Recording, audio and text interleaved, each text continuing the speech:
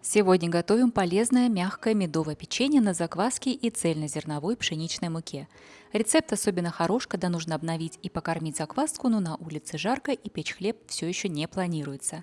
Печенье это выпекается быстро, готовится просто и ваша закваска остается активной и здоровой. Все ингредиенты для печенья, как всегда, у вас будут сейчас на экране, и они также есть в описании под видео, и давайте готовить. Для приготовления печенья нам понадобится 110 грамм сливочного масла комнатной температуры. Масло должно быть очень мягкое.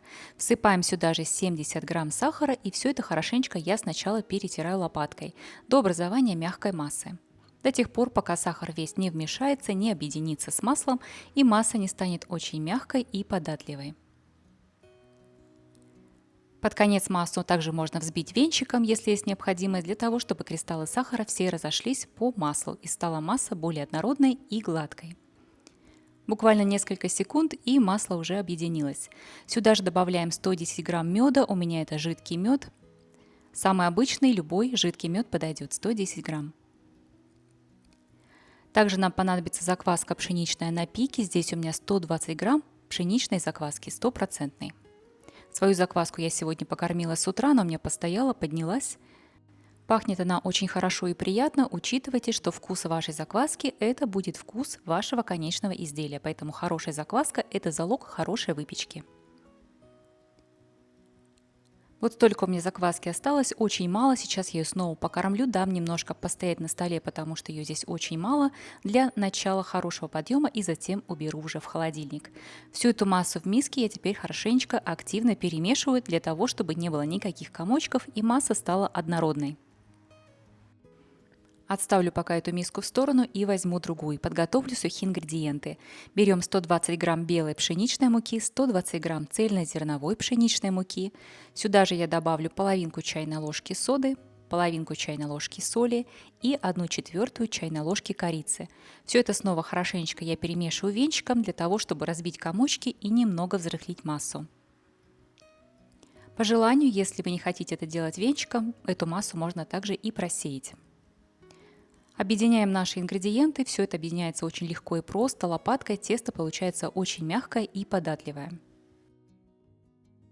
По вкусу это печенье напоминает грэхэм-крекер или грэм-крекер, как их еще называют. Это вкусное цельнозерновое печенье, крекер, более хрустящий вариант с хорошим вкусом меда.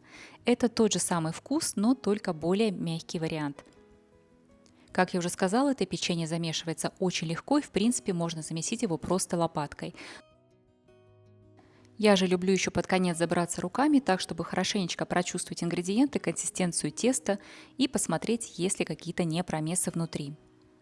Тесто очень мягкое, прилипает к рукам, это так и должно быть. Если у вас масло будет более холодное и более плотное, то тесто будет немножко более плотнее. Но у меня масло было очень-очень мягкое.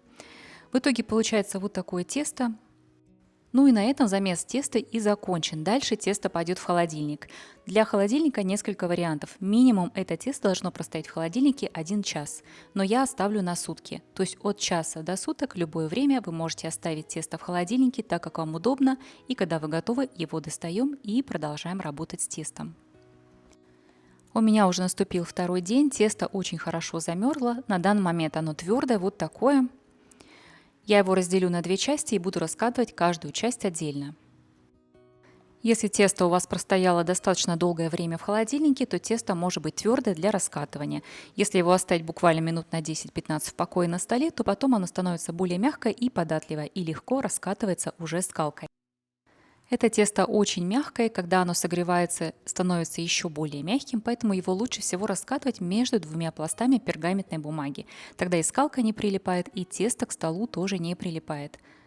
Как только тесто раскатано, а раскатывать его нужно на толщину около 4 мм, убираем верхний лист бумаги и нарезаем наши печеньки на размер такой, какой вам нравится. Я буду делать печенье размером 4 на 6 сантиметров.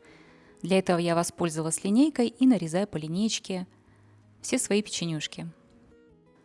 Сверху печенье накалываем вилкой, для того, чтобы оно и лучше поднималось более равномерно и было более симпатичное. Печенье у меня по-прежнему лежит на листке бумаги, на котором я его и раскатывала. Это очень удобно. На данный момент я перенесу с помощью этого же пергамента свое печенье на противень и уберу пока в холодильник. Повторяем все то же самое со вторым кусочком теста. Тесто уже постояло, это тесто уже более податливое, более мягкое, раскатывается быстрее. Повторяем тот же самый процесс. Очень удобно, кстати, нарезать печенье вот таким ножом для пиццы. Получается быстро, просто и такой нож не прилипает. Снова накалываем печенюшки, и это печенье я тоже уберу в холодильник, и печенье будет стоять в холодильнике как минимум минут 30, 40, 50 перед тем, как оно пойдет на выпечку. Переложу вторую порцию подготовленного печенья к первой и снова отправлю это все в холодильник. Еще раз повторяю, что очень важно это тесто положить снова в холодильник перед выпечкой на 30, 40, 50 минут, чтобы тесто подмерзло и стало более твердым. Если этого не делать, то тесто может расплыться у вас в духовке и печенье получится некрасивым. Выпекаем наши печенюшки всего 15-17 минут. Заглядывайте в духовку, температура 180 градусов по Цельсию. Мое печенье выпекалось ровно 15 минут. Печенье сразу после выпечки теплое и очень мягкое, поэтому оставляем его вот так остывать на противне до тех пор, пока оно практически полностью не остынет. И затем можно поднять печенье и уже аккуратно наломать на индивидуальные печенюшки. Печенье хорошо разламывается по тем разрезам, которые мы сделали с помощью ножа. И вот такие получившиеся края – это как раз тот самый характерный вид, внешний вид этого печенья. Так и должно быть. Так печенюшки и выглядят, у них есть вот эта характерная особенность. Внутри они очень мягкие, воздушные, печенье мягкое, имеет характерный медовый, очень хороший вкус и вкус цельнозерновой муки. Получается очень вкусно, всем очень нравится. Часто получаю такие комментарии, когда меня спрашивают, а по вашему рецепту кислая выпечка получается или нет. Ребята, вкус выпечки всегда зависит от вашей закваски. Характерный вкус выпечки – это вкус вашей закваски. А ваша закваска на вкус такая, как вы ее ведете. Как вы ее подкармливаете, насколько она у вас здоровая, хорошая, такой вкус выпечки у вас и получается. У меня закваска очень хорошая, здоровая, с хорошим ароматом, мягким вкусом йогурта, вкусом кисломолочки, поэтому моя выпечка всегда очень ароматная, хорошая. И мои рецепты никогда не рассчитаны на то, чтобы сделать выпечку кислой. Вся выпечка, печенье, сладкая, сдобная выпечка никогда не должна в норме иметь кислинку. Этой кислоты быть не должно. В итоге у меня получилось из этого теста 33 печенюшки. Количество печенюшек может быть разное, зависит от того, какой толщины вы раскатаете тесто и какого размера печенюшки нарежете. Еще раз повторю, что тесто у меня было раскатано 4 мм и размер печенья 4 на 6 см. Печенье получается изумительно вкусное. Обязательно попробуйте и напишите мне в комментариях, если вам понравился этот рецепт. На все вопросы я также отвечаю в комментариях.